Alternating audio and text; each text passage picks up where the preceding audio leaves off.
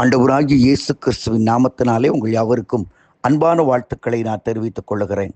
மற்றொரு இனிய காலை பொழுதில் உங்களை சந்திப்பதிலே மிக்க மகிழ்ச்சி. இன்றைக்கு நான் உங்களோடு தியானிக்க விரும்புகிற கர்த்தருடைய வார்த்தை ஏசாயா 55:11.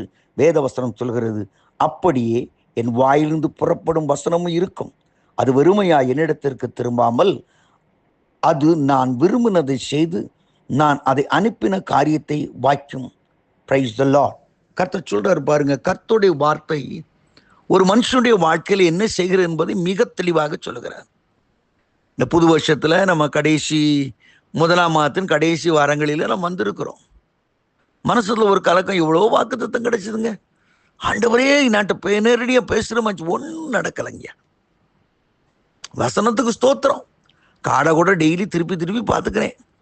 நல்ல காடை வந்திருக்குது, நல்ல வாக்குத்தத்தமான காடு, என்னெல்லாம் சந்தோஷப்படுறீங்க.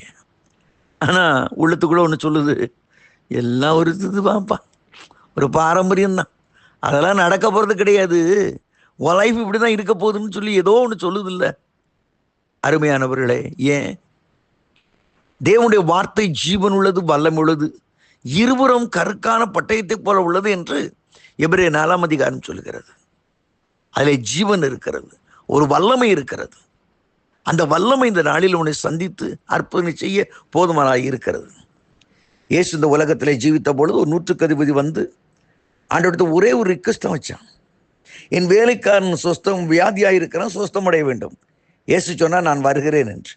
அடுத்த வார்த்தை, ஆண்டவரே என் வீட்டுக்குள்ளே பிரவேசிப்பதற்கு நான் பார்த்திறேன் இல்லை, ஆனால் ஒரு வார்த்தை சொல்லும், I need a single word out of your mouth.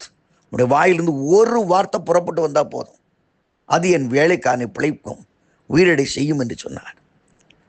ஆண்டவராய் கர்த்தர் தன்னை பற்றி சொல்கிறார், நான் சொல்லாகும் கட்டிட நிற்கும். Praise the Lord. இது அப்படியே அந்த 100க்கு அதிபதி அப்படியே சொல்றான் பாருங்க, ஒரு வார்த்தை சொல்லும், அப்பொழுது என் வேலைக்காரன் பிழைப்பான். இயேசு அவனுடைய விசுவாசத்தை பாராட்டி, போ நீ வேண்டிக் கொண்டபடி ஆகும் என்று சொன்னார். அப்படியே ஆயிடுச்சு.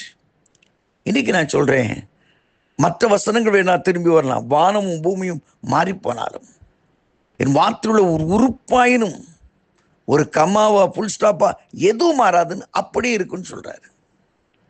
நீ கர்த்தருடைய வாக்குத்தத்தத்தை பெற்றுக்கொண்ட அருமையான தேவனுடைய பிள்ளையே, உன் வாழ்க்கையில் அந்த வாக்குத்தத்தங்கள் நடக்கலையா?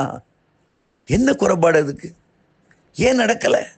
அதை ஏற்றுக்கொண்டால் உன் வாழ்க்கை நடக்கும். தேவனால் கூடாத காரியம் ஒன்றுமே இல்லை என்று சொன்ன பொழுது அதை அப்படியே நம்பின மரியாளம்மாளுடைய வாழ்க்கையில் அற்புதங்கள் நடைபெறவில்லையா?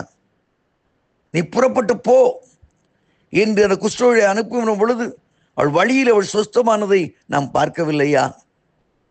கர்த்தருடைய வார்த்தை வல்லமுள்ளதுங்க. இன்னைக்கு ஆண்டவர் சொன்ன காரியத்தை அவர் நிறைவேற்றாமல் இருக்க மாட்டார். குறித்த காலத்துக்கு தரிசனம் வைக்கப்பட்டு இருக்கிறது, தாமதித்தாலும் அதற்கு காத்திரு, நிச்சயமாய் விளங்கும், அது பொய் சொல்லாது என்று வேதவசனம் சொல்கிறது. நீ உன் வாழ்க்கையில் ஆண்டவர் சொன்ன தரிசனங்கள், ஆண்டவர் சொன்ன வார்த்தைகள் தூரிதமாய் நடைபெறப் போகிறது. Praise the Lord. அதை தடுக்க யாருக்கும் முடியாதுங்க. எவ்வளோதான் அவங்க பிளான் பண்ணாலும் கர்த்தர் சொல்லிட்டான்னா அப்படிதான். ஆனால் நிறைய சமயங்கள் அதை நம்மளால் விசுவாசிக்க முடியல. ஒரு நான் சீஷரை கூப்பிட்டு சொன்னார், அக்கறைக்கு போகும் வாருங்கள் என்று. சீஷன் சந்தோஷமாக படகுல ஏறிட்டாங்க. இயேசு நித்திரையாயிருந்தார். நடுக்கடலில் படகு போயிடுச்சு.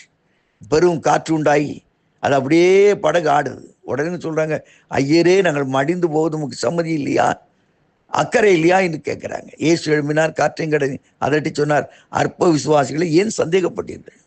என்ன சந்தேகம்? நான் சொன்னேன் அக்கறைக்கு போவோம் வாருங்கன்னு சொன்னால், அழைத்த தேவனால் அக்கறைக்கு கொண்டு போக முடியாதா?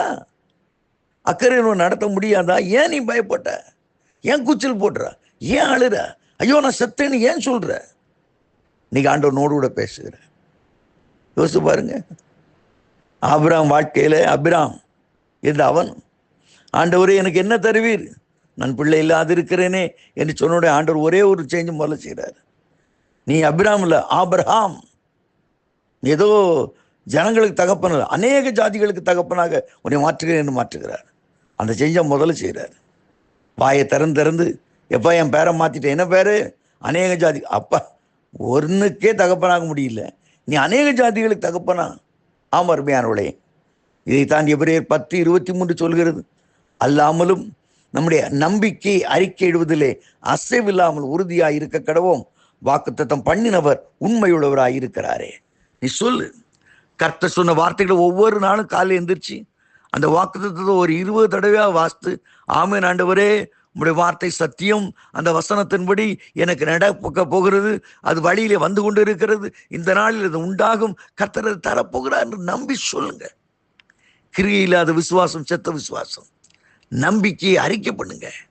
கர்த்தர் கொடுத்த வார்த்தைகளை அறிக்கை பண்ணுங்க.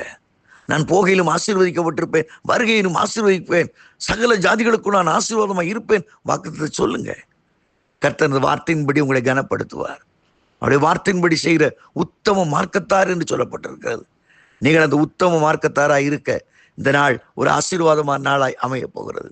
அன்பானவர்களே, கர்த்தர் உங்களுக்கு என்று சொன்ன வார்த்தை ஒரு நாளும் தவறி போகாது, நிச்சயமாக நிறைவேறும். கர்த்தர் கொடுத்த வாக்குத்தத்தங்கள் ஆமென்றும் ஆமென் என்றும் இருக்கிறது.